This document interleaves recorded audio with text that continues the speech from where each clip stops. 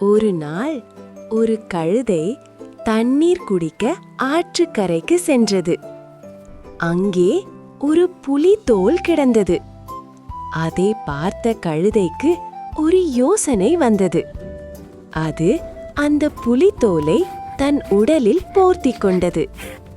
அதை பார்த்து எல்லா விலங்குகளும் பயந்தன.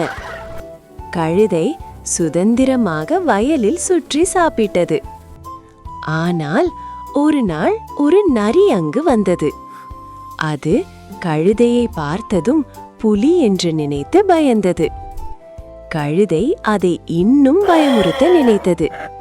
அது சத்தமாக கத்த ஆரம்பித்தது. அதை கேட்ட நரி இது கழுதை தான் என்று அறிந்தது. அதன் வேஷம் வெளிவந்தது. நாம் யார் என்று மறைக்க முடியாது.